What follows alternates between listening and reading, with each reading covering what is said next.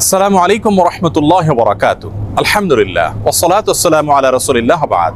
সুপ্রিয় দর্শক, এই পৃথিবীতে আমাদের প্রতি আল্লাহ তাআলার যত নেয়ামত আছে তার মধ্যে অন্যতম শ্রেষ্ঠ একটি নেয়ামত হলো নেক সন্তানের নেয়ামত।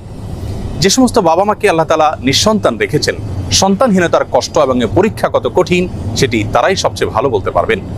আজ আমরা কোরআন এবং হাদিস থেকে এমন 5টি আমলের কথা শেয়ার করতে চাই যে আমলগুলোর মাধ্যমে আমরা শুধুমাত্র সন্তানই নয় বরং নেক সন্তান লাভ করব ইনশাআল্লাহু বিইذনিল্লাহ। তবে সবকিছুর আগে আমাদেরকে মাথায় রাখতে হবে সূরা শুরার 50 নম্বর আয়াত। আল্লাহ তাআলা বলেছেন, ইয়াহাবু লিমান ইয়াশাউ ইনাসা ওয়া ইয়াহাবু লিমান ইয়াশাউ যুকুর আও ইউযাওয়িজুহুম যুকরানা ওয়া ইনাসা ওয়া ইয়াজআলু মান ইয়াশাউ আকিমা। যার অর্থ হলো আল্লাহই হলেন সেই মহান সত্তা, তিনি যাকে ইচ্ছা তাকে কন্যা সন্তান দান করে থাকেন, যাকে ইচ্ছা তাকে পুত্র সন্তান দেন, আর যাকে ইচ্ছা তাকে উভয়টি দান করেন, আর যাকে ইচ্ছা তাকে কোনোটি দান করেন না। আমাদের অনেক ভাই বোন আছেন যারা সন্তানহীনতার কষ্ট এবং দুঃখ গোছাবার জন্য, লাঘব করবার জন্য অনেক মাজারে গিয়ে ধর্ণা দেন, সেখানে গিয়ে সন্তান প্রার্থনা করে থাকেন।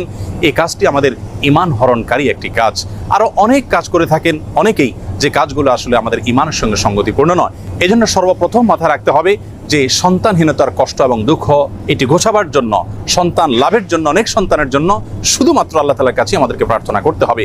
আল্লাহ তাআলার দুজন নবী জাকারিয়া এবং ইব্রাহিম আলাইহিসসালাম তারা উভয় আল্লাহ রাব্বুল আলামিনের কাছে এমন একটা বয়সে এসে সন্তান এর প্রার্থনা করেছেন যখন সন্তান হওয়ার কথা নয়। আল্লাহ তাআলা তাদেরকে সেই সময়ে সন্তান দিয়েছিলেন এবং কোরআনে কারীমে তাদের সেই দোয়ার ফরম্যাট উল্লেখ করে দিয়েছেন। আমরা যদি সেই ফরম্যাটের দোয়া আল্লাহ তাআলার কাছে অনবরত পেশ করতে থাকি, নিবেদন করতে থাকি, ইনশাআল্লাহ সন্তানহীনতার কষ্ট এবং দুঃখ আমাদেরও দূর হবে এবং নেক সন্তান আমরা লাভ করতে পারবো ইনশাআল্লাহ বিইذনিল্লাহ। সন্তান লাভের জন্য জাকারিয়া আলাইহিস সালামের দুটি দোয়া কোরআনে কারীমে উল্লেখ হয়েছে।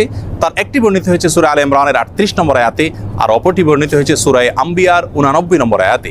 আলে ইমরানের আয়াতে আল্লাহ নবী জাকারিয়া আলাইহিস সালামের যে দোয়া আল্লাহ তাআলা উল্লেখ করেছেন সেটি ছিল এই, রব্বি হাবলি মিন লাদুনকা যুররিয়াতান তাইয়্যিবা ইন্নাকা সামিউদ দুআ। যার অর্থ হলো, হে আমার রব, হে আমার প্রতিপালক, আপনি আপনার তরফ থেকে আমাকে নেক এবং সুসন্তান দান করুন, আপনি দোয়া শ্রবণকারী। তার অপর যে দোয়াটি সূরা আম্বিয়াতে বর্ণিত হয়েছে সেটি ছিল অত্যন্ত মর্মস্পর্শী এবং হৃদয়গ্রাহী। সেই দোয়ার ভাষ্য ছিল এই, রব্বি লা তাযারনি ফারদা ওয়া আনতা খায়রুল ওয়ারিসিন। যার অর্থ হলো, হে আমার প্রতিপালক, হে আমার রব, আপনি আমাকে একা ছেড়ে দিবেন না, অর্থাৎ নিঃসন্তান আমাকে রাখবেন না, আপনি তো সর্বোত্তম ওয়ারিস দানকারী। আল্লাহ নবী ইব্রাহিম আলাইহিস সালাম আল্লাহর কাছে সন্তান চেয়ে যে দোয়া করেছেন কোরআনে কারীমে সেটি আল্লাহ তাআলা উল্লেখ করেছেন। ছোট্ট একটি দোয়া সূরা সাফাতের 100 নম্বর আয়াতে দোয়াটি বর্ণিত হয়েছে। সে দোয়ার ভাষ্য ছিল এই, রব্বি হাবলি মিনাস সালিহিন। যার অর্থ হলো, হে আল্লাহ, আপনি আমাকে নেক সন্তান দান করুন। এর মাধ্যমে তিনি আল্লাহ তাআলার তরফ থেকে ইসমাঈল আলাইহিস সালামের মতো নেক সন্তান লাভ করেছিলেন। জাকারিয়া আলাইহিস সালাম